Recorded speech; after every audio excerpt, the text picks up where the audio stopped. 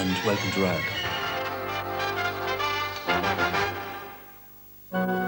Throughout Ireland, graveyards have always been places of mystery, of pishogues and stories passed on about haunted souls on these sacred sites.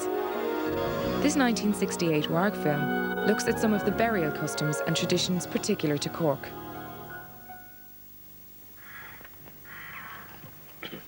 Burials and burial places have always been surrounded with special reverence and solemnity. In Ireland, each district has its traditional ways of honouring the memory of the dead, and these traditions can be strong even in the cities. Rise again, but we shall not all be changed. The trumpet will sound, and the dead will rise again, free from corruption. In Cork City and the surrounding districts, the funeral service is quite different from anywhere else in the country, and has been so for longer than people can remember.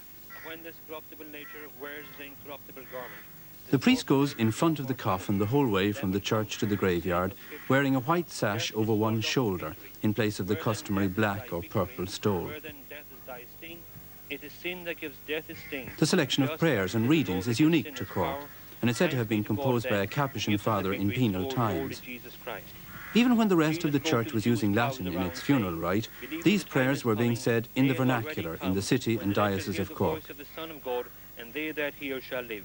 For as the Father has life in himself, so he has given to the Son too to have life in himself, and he has granted him power also to render judgment, since he is the Son of Man.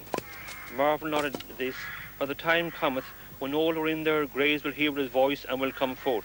Those whose actions have been good rise into a new life, and those whose lives have been evil rise into meet their sentence.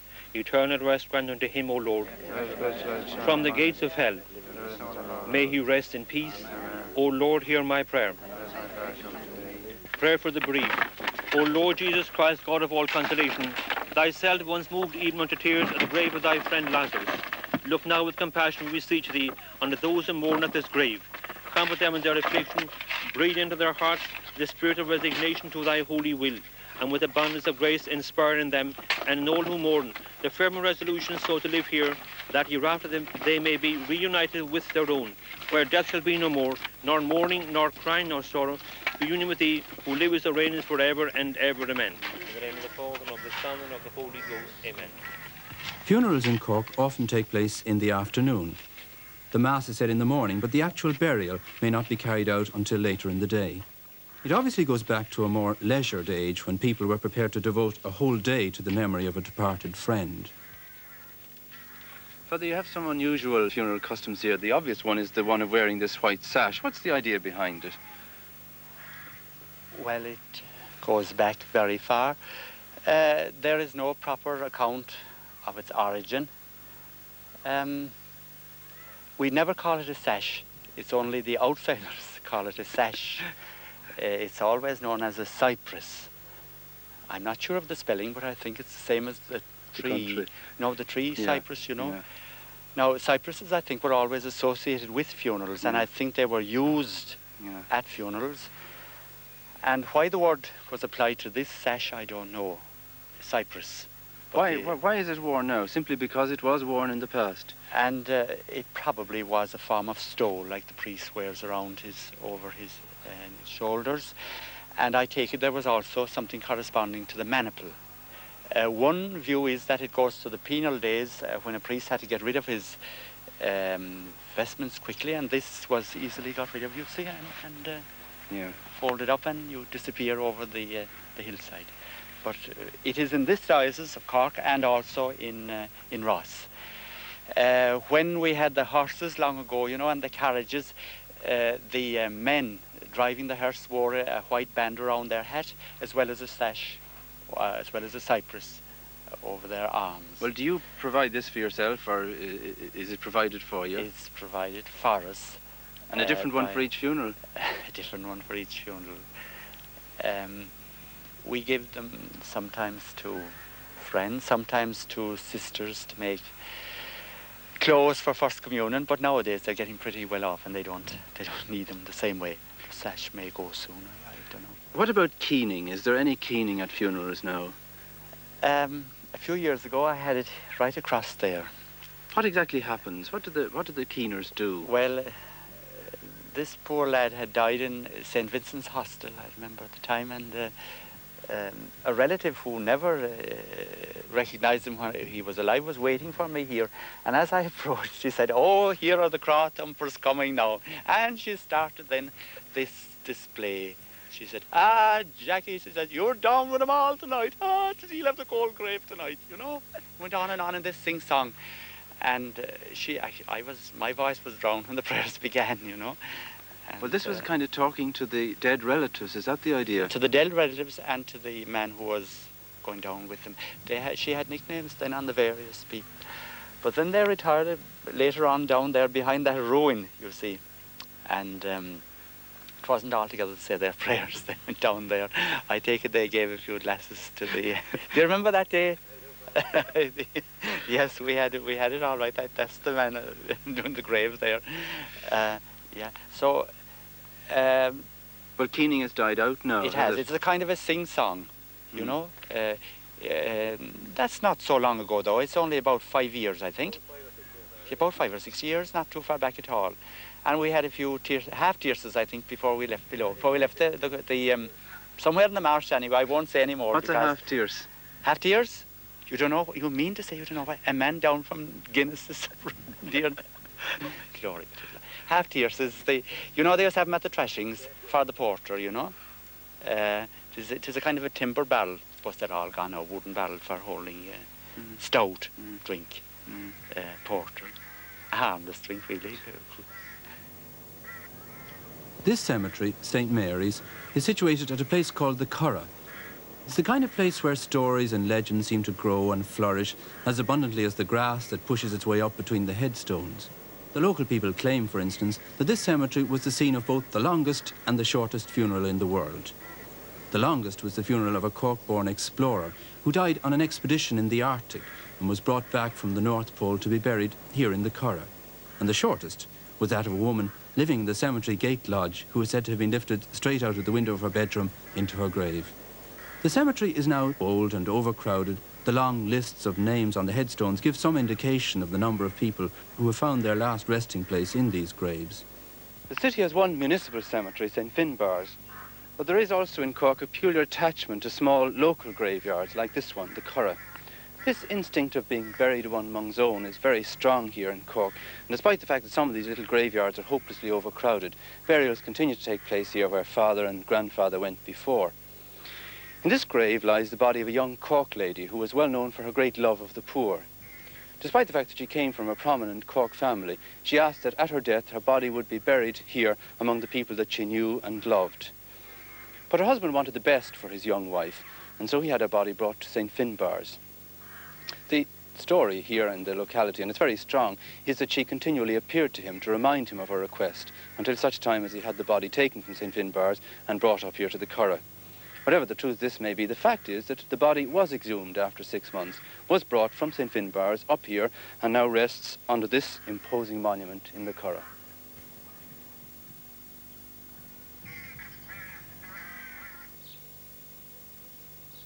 An even more bizarre story is told about another Cork cemetery, the little graveyard at Motteha. In the centre of the plot, completely covered by ivy, stands the gable end of an old church, long since replaced by the newer one across the road. According to local legend, the graves around the old church were once 2 miles away at Lough Ane. But one night, the dead arose and crossed over the valley to Motteha, here, carrying their gravestones on their backs, and reburied themselves around the old church. Once upon a time there was a priest in Motteha in the chapel, and he was giving mass, and Englishman, he came along and he read the horse and he went to the chapel, and he went up to the priest and he cut off his head, and he went away, and all the people were trying to stop him and all, like, and he cut off his head anyway, and he went he got his horse anyway, and he was riding on this hill, Fox's Bridge Hill. Fox was the man's name, and he was riding down the hill there, and there was a small terrier came out over the ditch, and he caught the horse by the heel, and the horse bolted and fired him off, and he was killed there above at the corner, I believe, there in the hill there, and after he being killed anyway, the people buried him over in the graveyard in Lough. And when he was buried anyway. All the rest of the graves were moved during the night. Why was that? I don't know. I don't know what I heard like. And what did you hear actually? How did they move? That they were all gone in the morning, and they came across the bridge there. You know, the new bridge down below. Yeah. And there was the 22 feet up on the stone like. And what were these prints supposed to be? They were supposed to be the people that were gone, like that they were barefooted and that they were walking across the river. And there was a piece of a hitchdown fell into the river. There was a piece of a hitchdown. I didn't see the hitchdown, but there was a piece of it fell into the river, supposed to be after falling into the river, and the rest of them, he stopped over alone, was supposed to stop there along, this man Fox. And is his headstone still over there? I couldn't tell you about the hitchdown, but the signs of the graves are there, like. Yeah. Well, are the people supposed to have carried the headstones with them as they went over? Oh, they were, yes. Well, the story is that they actually got up out of their graves and walked across. They got up out of the graves and walked across. Do you believe that? I don't. Do people around believe it? God knows there's a lot of people do. The footprints and pieces of headstones said to have been left in the river by the grisly procession are no longer to be seen. But above at Lough there is still the remains of what might well be an old graveyard, with hollows like abandoned graves and a solitary stone, the so-called soldier stone, in the centre. In the distance one can see the trays of Matehe, a good night's walk for any corpse, especially when carrying a headstone. Another explanation, and one which imposes less strain on the imagination, is that the local people were so incensed at the thought of having this heretic buried among their own dead that one night, to a man, they lifted up all the bodies, brought them across the river and up the valley and reburied them here at Matehe, the plain of the flight. And what more suitable place could they have chosen than this, the site of the original sacrilege, the old mass house?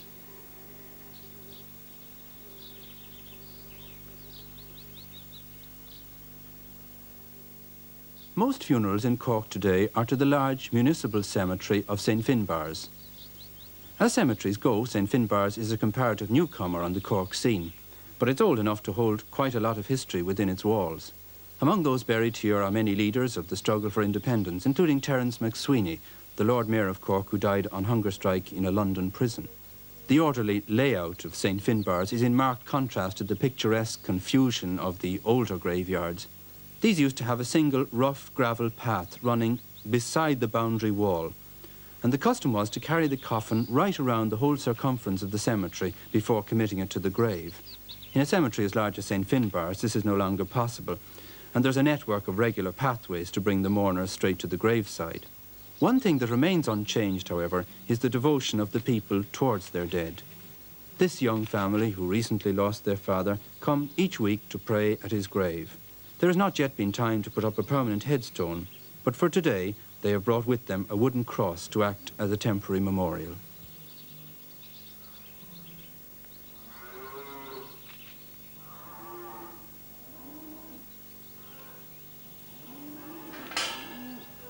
For many years there was one odd man out among the cemeteries of Cork. This was the cemetery at Carr's Hole, an old pauper's graveyard, a short distance outside the city on the Douglas Road. Bill Sorensen, who is a taxi driver, passed it often and never forgot to say a prayer for those who were buried here. But it worried him that so many of his fellow citizens should be lying in unmarked graves in an unmarked graveyard, and he began to visit the place regularly and to inquire into its history. He traced out the outlines of the pits where the poor were buried during the Great Famine without benefit of shroud or coffin, and he decided it was about time they received a suitable monument. The monument took the form of a steel cross, more than 50 feet high, and he built every bit of it himself with his own 2 hands. What gave you the idea first of building this cross here at Carr's Hole? Well, I'm a lover of the poor people. That's the idea. And are they all poor people who are buried here? Oh, God love us, should they had nothing to do. What is it? I've been hungry in my life, and I know what it is for to go out without food, or to be without a drink of water. How is it that they were buried here without so much as a headstone for the lot of them? Oh, God, I couldn't answer that question. I suppose it was the times. Sure, the whole world was the same. I think Ireland was no different to the rest of them. Are there many people buried here? I'd say anything up to, well, they said 5,000, but I think they reckon about, some of them must be about 10,000 people buried here. Well, would all these people have been paupers? Oh, God, yes, I'd say there would be. Sure, this is no man's land, as they call it. It was known as Potter's Field, and they changed it over to Car's Hole, and then they called it All Saints Cemetery, but it's a nice way to look after all the saints. How did you go about getting the cross and getting it up? Well, my experience with the telephone company, that I was only just going to put up an ordinary telephone pole with a cross arm on it, and the time went by and I concentrated on, I had 5 crosses in mind, 2 wooden crosses and 2 steel crosses and a concrete cross. So I fixed on the idea of putting up this one because I could do the job myself, and I started off then making it the cross in the garden, and my wife started kicking up with dust about a graveyard, and my son also. They says, are you crazy? Are you mad? I know. He says, are you mad? I said, the whole bloody world is mad. But says, I'm going to carry on with the cross anyhow. And I carried on, and that's where it finished up. You mean you made this whole 60-foot cross in the back garden? No, yes, but I didn't make it at all. God made it, I think. I'm sure of that. I'm sure of that because I had no difficulty. You were in the army. Did your army experience help you in any way in this kind of work? Oh, God, yes, it did. Because, I mean, they say when any fellow was buried, the first thing they did was they put up a little wooden cross, or when they couldn't get a cross, they stuck his rifle and bayonet into the ground, and then they put the tin hat on top of it, and they tied the label of the body and around the cross. So there was always some recognition. Oh, there was always something of that sort. But fancy coming over here and seeing all the people that was buried here without no mark at all, whatever. And you could look from the road and you'd see nothing, only a plot of ground. There's nobody know this graveyard, only the old people in the days gone by.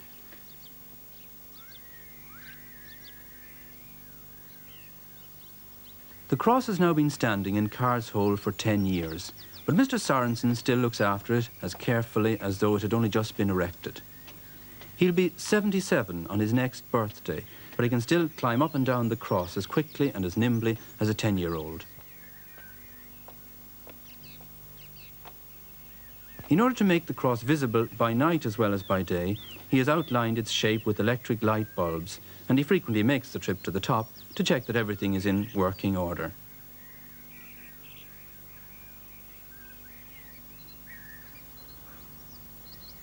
Despite appearances to the contrary, Bill Sorensen knows that he's getting old and that his time is beginning to run out. But this doesn't bother him at all. Indeed, he says that he's looking forward to meeting a lot of old friends up above, the nameless men and women who are buried in Car's Hole.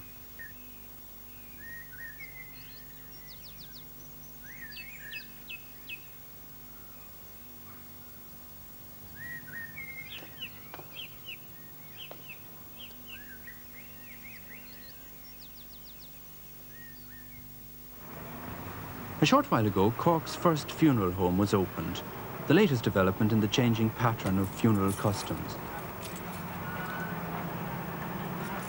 A funeral home is not just an undertaker's office. It's an adaptation of the American funeral parlour, which is so familiar to Irish Americans, and it aims to provide a complete funeral service with everything in the best possible taste. We call it a showroom parlour, and we find it's necessary. People do like to see what they're getting, strangely enough, at funerals. Well, of course, by the time they want it, they're not in a position to see, really, are they? That's true. But the family is concerned. They usually like to see the coffin or whatever they intend to choose. Usually they don't go for anything as elaborate or as expensive. That's a tremendous thing. This we keep for American people who die in this country, visitors and that, you know. It's very elaborate and quite expensive. How much, actually? They start at, this one over here starts at 180, and this one is around 250, and this is, I think, roughly 290. What's the advantage of a coffin like that as opposed to the ordinary timber one? Well, this is all steel, Father, and well, I suppose it's very elaborate, it's a very beautiful looking thing, really, isn't it? And this is the type of thing they expect in America.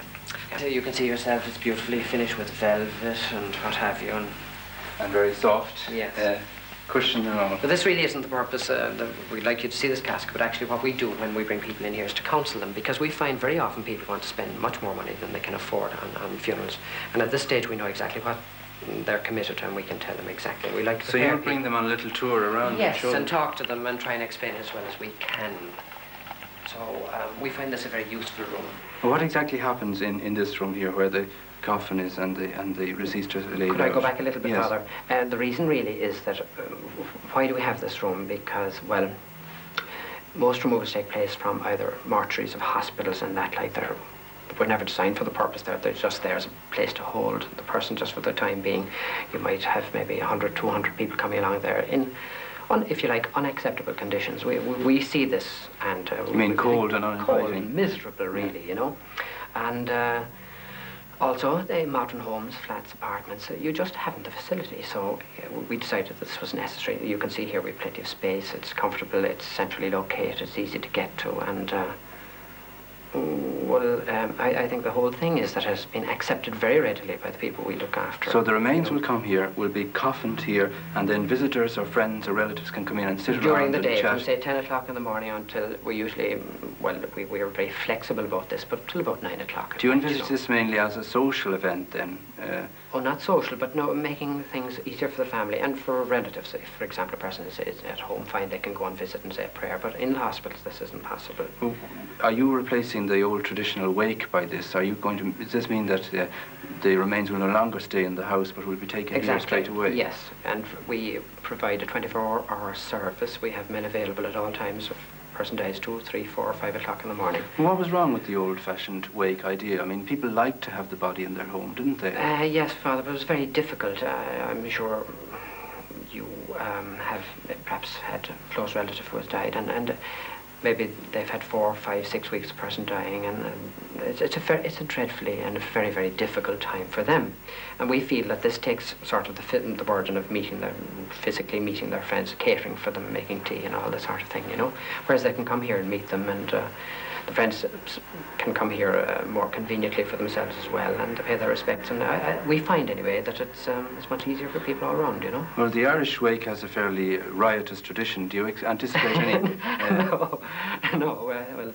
You'll serve a cup of tea here. Will you serve anything stronger? I don't think so, Father, no. It's lighting up time in Cork, and the Douglas Road is beginning to fill with homeward bound traffic. Above, on the hill at Carr's Hole, it's lighting up time also. The falling darkness hides the gaunt metal of the cross, and one sees only its outline in lights, shining the message of hope in the resurrection and respect for the memory of the dead.